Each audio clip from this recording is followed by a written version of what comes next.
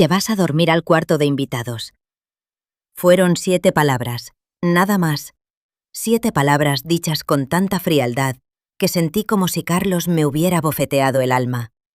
Esa noche, cuando mi esposo entró a la recámara principal de nuestra casa en Las Lomas y me dijo que necesitaba espacio, no fue solo un golpe a mi orgullo. Fue el momento que llevaba 3 años esperando. 3 años guardando un secreto que podía destruirlo todo. Y esa noche, mientras él se desabotonaba la camisa, sin siquiera mirarme a los ojos, supe que el momento había llegado. Antes de contarles cómo terminé viviendo en un departamento pequeño en Coyoacán, con lo puesto y una caja de recetas de mi abuela, déjenme explicarles cómo llegamos hasta aquí. Porque la historia no empieza esa noche.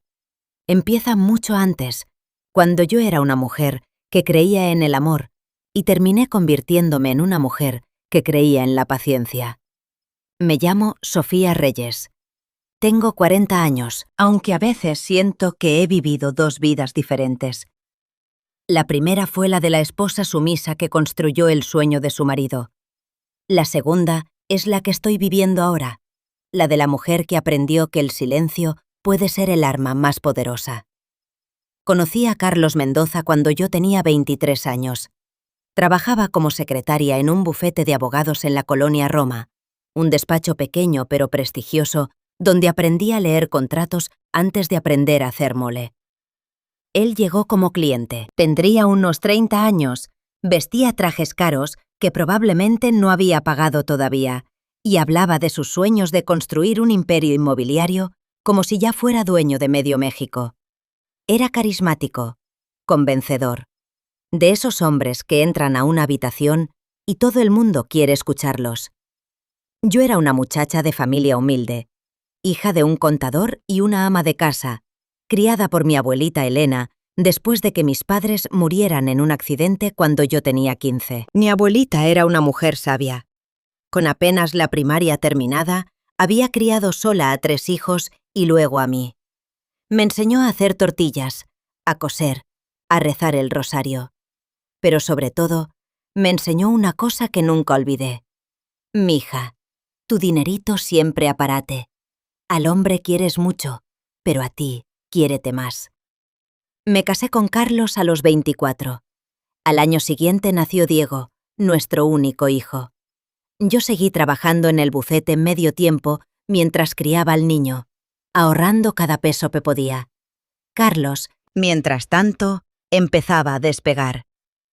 Su constructora comenzó a ganar contratos pequeños, luego más grandes, y eventualmente se convirtió en una de las empresas más prometedoras del sector. Cuando Diego cumplió 5 años, Carlos me pidió que dejara mi trabajo. «Necesito a alguien de confianza en la empresa», me dijo. «Alguien que maneje los libros, que atienda a los clientes, que sepa lo que hay que hacer. Tú eres la única en quien confío». Dejé mi trabajo.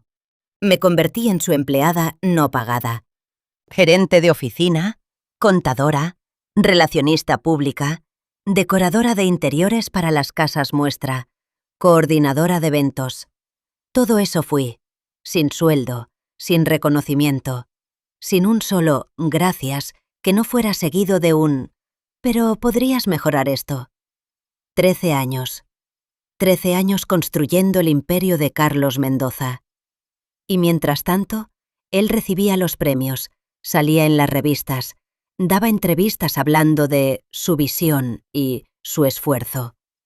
Yo era simplemente la señora de Mendoza. Hasta que hace 3 años, una noche, todo cambió.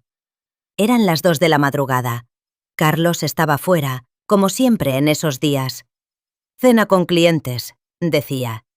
Yo, como siempre, aprovechaba que Diego estaba dormido para revisar las cuentas de la empresa.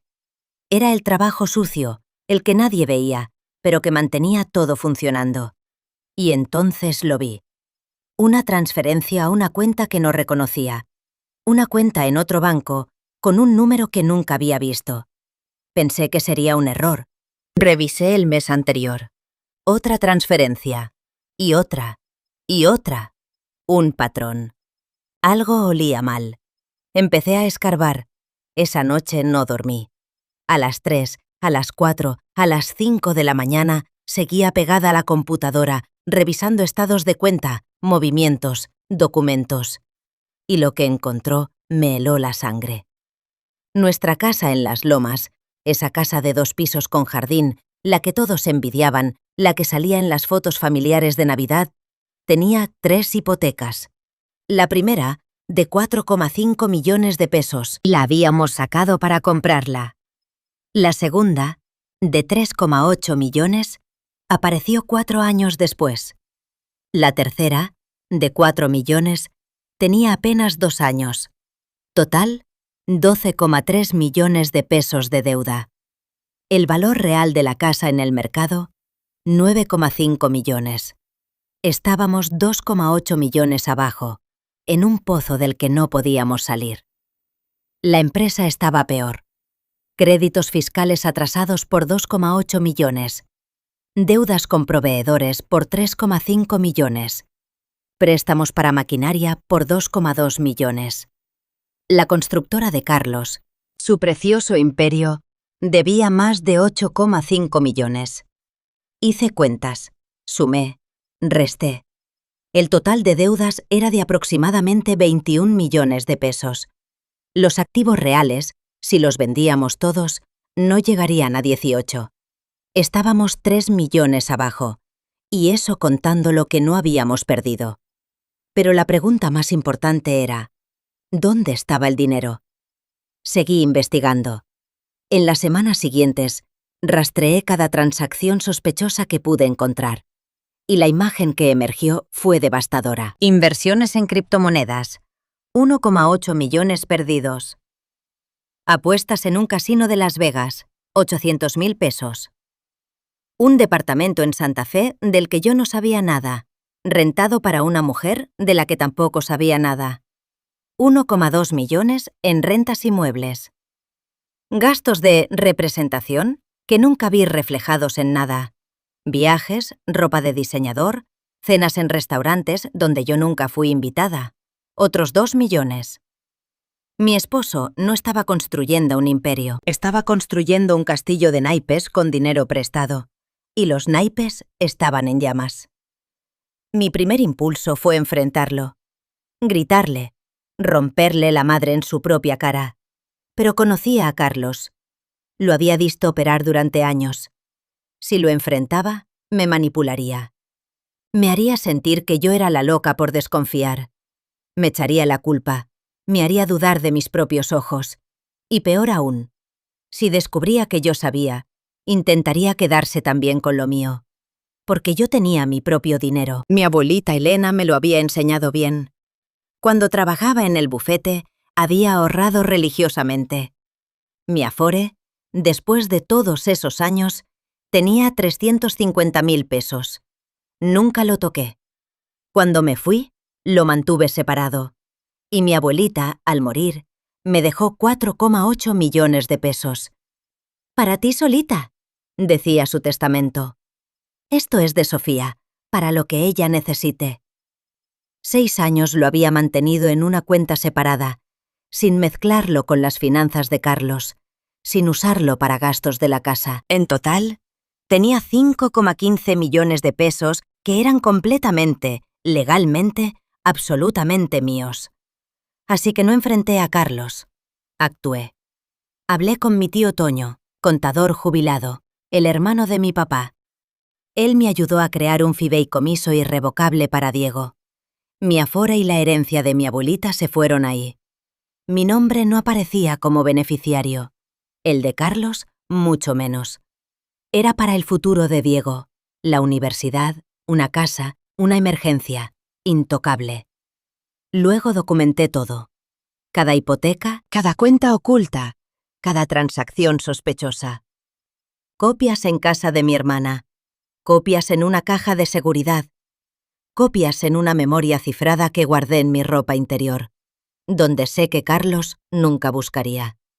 Y esperé, porque sabía que Carlos eventualmente se iría. Los hombres como él siempre lo hacen. Se aburren o encuentran a alguien más joven, o deciden que merecen más de lo que tienen. Yo solo necesitaba estar lista cuando eso pasara. 3 años esperando. 3 años viéndolo cavar su propia tumba financiera. 3 años sonriendo en cenas familiares, en fiestas de la empresa, en misas de domingo, mientras por dentro sabía que nuestra vida entera era una mentira. Y cuando finalmente pidió el divorcio, cuando dijo que quería todo, la casa, las camionetas, la empresa, casi me río en su cara. No estaba pidiendo bienes, estaba pidiendo deudas. Solo que todavía no lo sabía. La mañana del 17 de abril me levanté antes de que saliera el sol. Me puse un vestido sencillo, color marfil, sin mangas. Nada de joyas, ni siquiera los aletes que me había regalado mi abuelita. El pelo recogido en una coleta baja, maquillaje mínimo. Parecía una mujer derrotada, una mujer que no tenía nada por qué pelear. Esa era la imagen que necesitaba proyectar. El juzgado familiar de Toluca está en una calle tranquila, cerca del centro. Sala 3. Cuando llegué, Carlos ya estaba ahí, sentado en la primera fila, como si el lugar le perteneciera. Traje negro, camisa blanca, corbata azul. Y el reloj nuevo. Ese reloj que había comprado con dinero que no era suyo. Ese reloj que valía lo que una familia entera gana en un año. Junto a él, su madre. Doña Carmen Mendoza, viuda de no sé qué. Una señora que me había tratado como sirvienta durante 16 años. Ahí estaba, con su vestido estampado, su collar de perlas, su bolsa de piel auténtica. Me miró con esa sonrisa que tienen las mujeres cuando saben que su hijo ha ganado. Detrás de ellos, arrimada a la puerta, Paulina. 29 años, exreina de belleza de un pueblo de Jalisco, ahora influencer de Instagram con más filtros que seguidores. Según ella, el nuevo amor de Carlos. Según las malas lenguas, la razón por la que yo estaba ahí. Repasaba su teléfono con cara de aburrimiento, como si esto fuera una cita más en su agenda. Y entonces la vi. Lupita, mi mejor amiga desde la secundaria. 20 años de amistad. La que estuvo conmigo cuando murió mi abuelita. La que me sostuvo cuando tuve a Diego. La que celebró conmigo cuando compramos la casa. Ahí estaba, sentada en una banca, con los ojos húmedos. Se levantó y me abrazó. Sofía, estoy contigo, pase lo que pase. Le sonreí. La abracé. Y mientras lo hacía, supe que en menos de una hora, Carlos sabría exactamente cómo me había visto, qué ropa llevaba, qué cara puse, si lloré o no lloré. Pero eso estaba bien. Eso era parte del plan. La jueza Mendoza entró puntual. 60 y tantos años, pelo cano recogido en un chongo, lentes de aumento colgando de una cadena.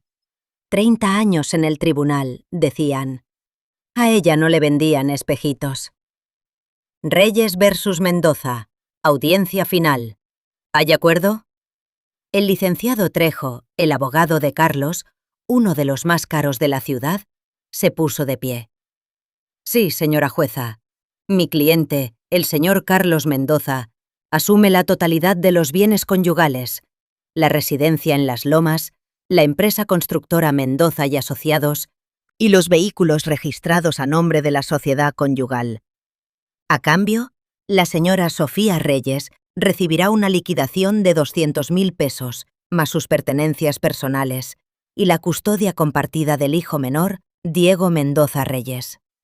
Mi abogada, la licenciada Palacios, recomendada por un conocido mucho menos cara que Trejo, pero igual de lista, confirmó.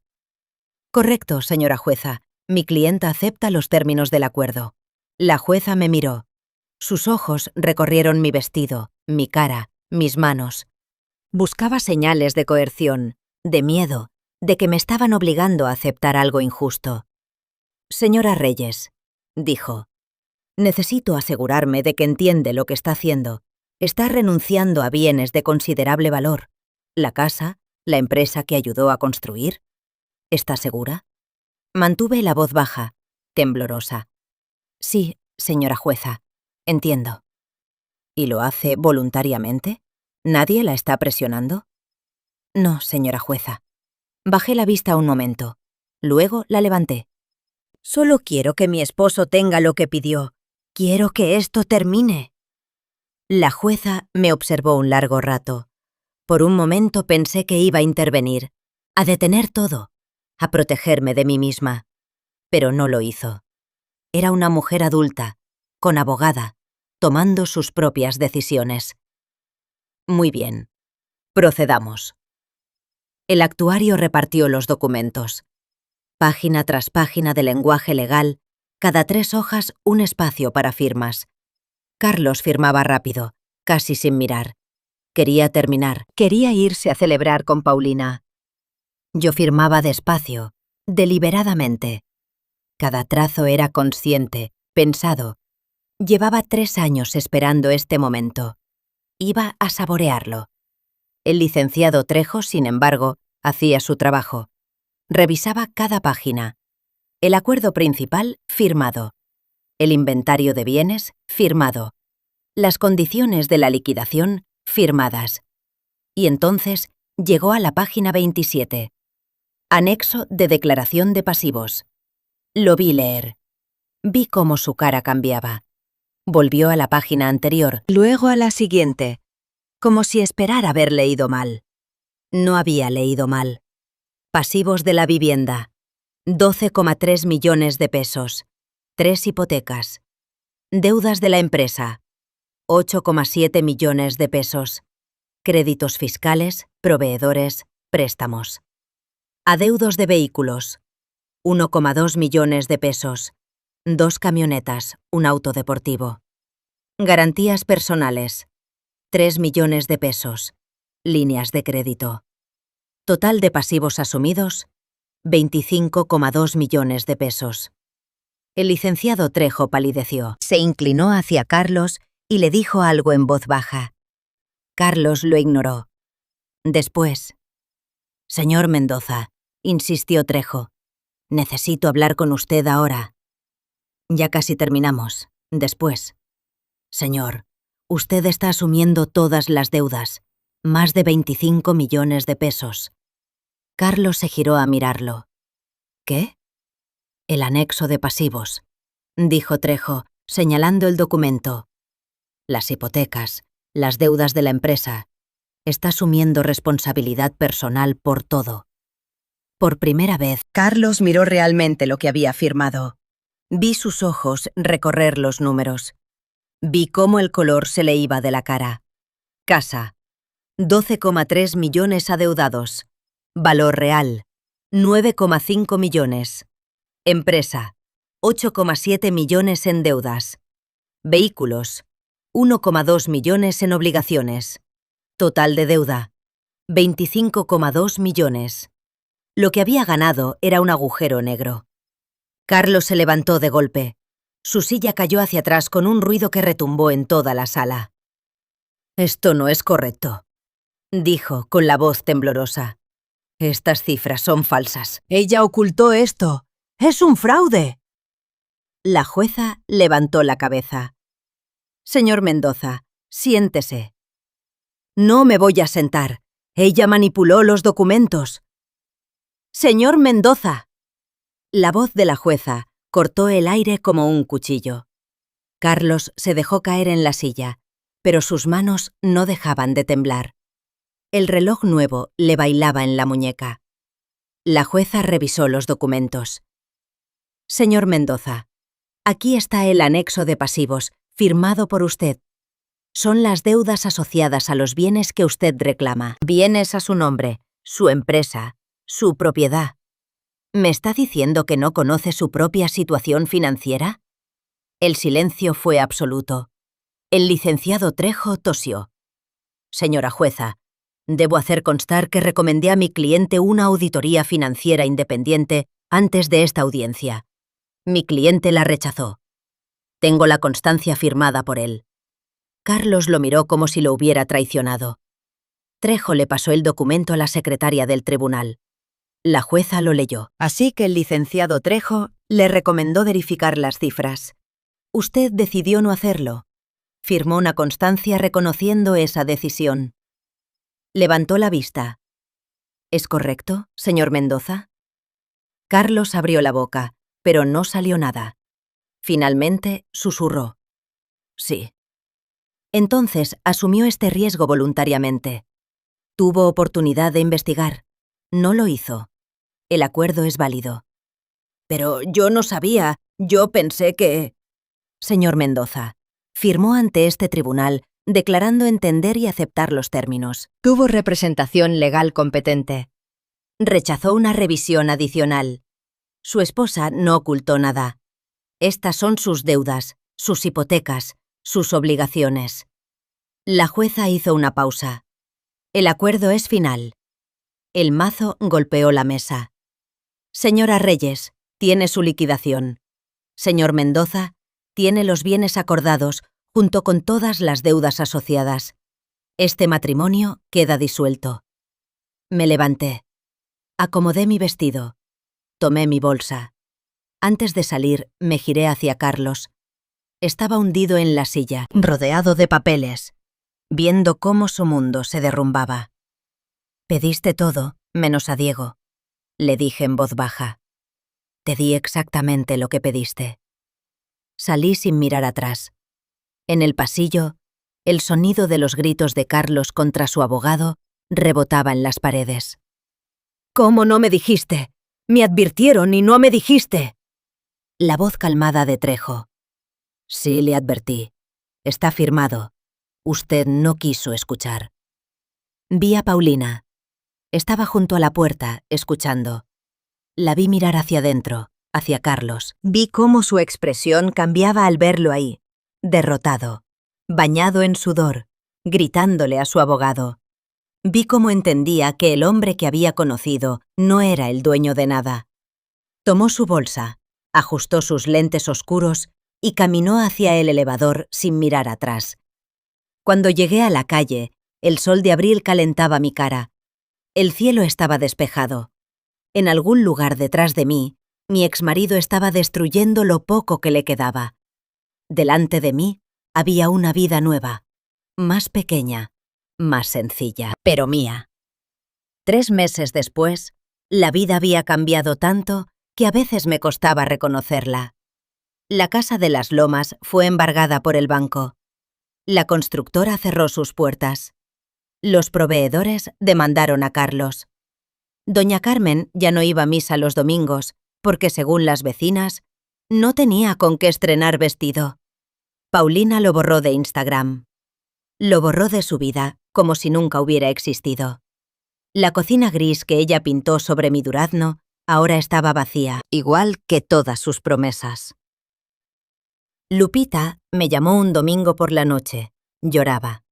Sofía, perdóname, por favor, perdóname. Yo no sabía que él era así. Yo pensé, no sé qué pensé.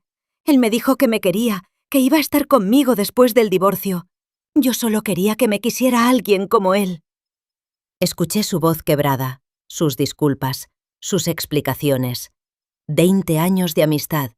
Había sido mi hermana, mi cómplice, la madrina de Diego, y la había vendido por unas migajas de atención de un hombre que usaba a la gente y la tiraba. Colgué sin decir nada. Al día siguiente, recibí un mensaje, luego otro, luego una carta. No respondí. Algunos puentes no se pueden reparar. Algunas traiciones no merecen perdón. Doña Carmen, por su parte, intentó otro camino. Mandó a una prima lejana a verme. Doña Carmen quiere hablar con usted. Dice que no sabía nada de los problemas de dinero, que lo siente mucho, que le gustaría ver a Diego. Diego, cuando se lo conté, se quedó callado un momento. Luego dijo: mi abuela fue la que empacó tus cosas en bolsas de basura, la que dijo que no valías nada. Ahora quiere verme. ¿Qué le digo? Que estás muy ocupada construyendo tu vida, que no tienes tiempo para excusas. Mi hijo, mi muchacho listo. 15 años y más cabeza que su padre y su abuela juntos. Esa noche, en nuestro pequeño departamento de Coyoacán, me abrazó. De verdad. No el abrazo rápido de los adolescentes que tienen prisa por irse a su cuarto, sino un abrazo largo, apretado, de esos que sanan. Te quedaste callada 3 años, dijo. Sabías todo y esperaste. Quería protegerte a ti, le dije. El fideicomiso, más de 5 millones de pesos, a salvo, para tu universidad, para tu futuro. Nada de eso se pierde. Se separó un poco y me miró. Eres más cabrona que él, ¿verdad? Me reí. Primera vez en meses que me reía de verdad. Mucho más, mijo, mucho más. Mi liquidación de 200.000 pesos alcanzó justo para establecerme. El primer mes de renta, el depósito, muebles básicos que no se cayeran a pedazos. No era lujo, pero era estabilidad. El fideicomiso de Diego se mantuvo intacto. Su futuro asegurado. Y yo, a los 40 años, me inscribí en un curso de diseño de interiores en la Academia de San Carlos. El sueño que había pospuesto a los 23 para ayudar a Carlos a construir el suyo, ahora lo construía para mí. Empecé poco a poco. Mi primera clienta real se llamaba Gloria. 58 años, 30 de matrimonio, divorcio reciente. La conocí en el curso. Me contrató para decorar su nuevo departamento en La Condesa. Un día estábamos paradas en medio de la sala vacía, viendo las paredes blancas. Gloria se veía perdida, como si no supiera por dónde empezar. ¿Cómo se empieza de nuevo, Sofía?, me preguntó.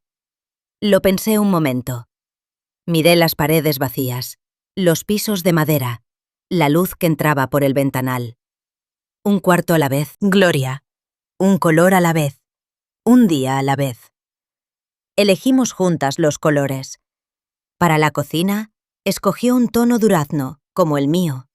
Cuando la pintaron, lloró. «Lágrimas felices», dijo, secándose los ojos. «El color de los nuevos comienzos». Ayer, 3 meses después del divorcio, alguien tocó a mi puerta. Era Carlos. Casi no lo reconocí. Había perdido peso, mucho peso. Tenía ojeras profundas, la ropa arrugada, la barba crecida de varios días. El reloj nuevo ya no estaba. Se paró en la entrada de mi departamento, mirando todo. La sala pequeña, los muebles sencillos, la cocina durazno que se veía desde donde estábamos. «Sofía», dijo, y su voz sonaba distinta, más humana. «¿Podemos hablar?» Me apoyé en el marco de la puerta. No lo invité a pasar. «No sabía que iba a ser tan grave», dijo. «Cuando vi los números, cuando el banco me llamó, no sabía que estábamos tan mal. Pensé que podía manejarlo, que iba a recuperarme». Lo miré. A este hombre al que había amado la mitad de mi vida.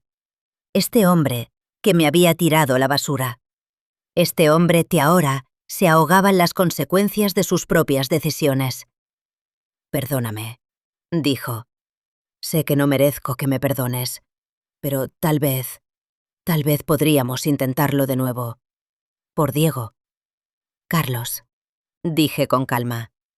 «Pediste todo, menos a Diego. ¿Recuerdas? Tú te quedas con el niño, yo me quedo con todo. Esas fueron tus palabras». Bajó la cabeza. «Ahora tienes todo. Las deudas, la soledad, el fracaso». Sonreí, sin alegría, sin rencor. Solo con certeza. «Que te sea leve. Por favor, Sofía». «Adiós, Carlos». Cerré la puerta. Se quedó parado en el pasillo 5 minutos. Lo sé porque miré por la mirilla, comiéndose una paleta de hielo que saqué del congelador. 5 minutos viendo a mi exmarido, el rey del imperio, parado como un niño perdido frente a una puerta cerrada. Luego se fue. Esa noche, después de que Diego se durmiera, me senté en mi sala pequeña y miré la foto de mi abuelita Elena. Su caja de recetas estaba al lado, la misma que doña Carmen había querido llevarse, la misma que yo había rescatado de entre las bolsas de basura. «Tenías razón, abuelita», susurré.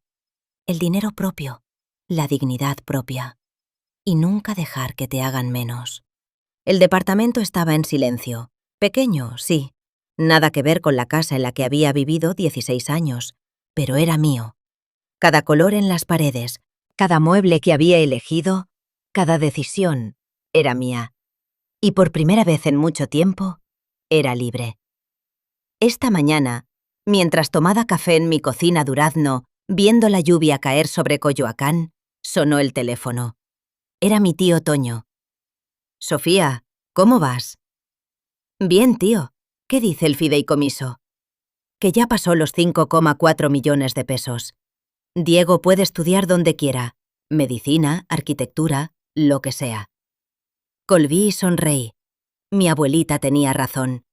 Lo más valioso no es lo que tienes, es lo que nadie te puede quitar. Si llegaste hasta aquí, ya sabes que esta historia no es solo mía.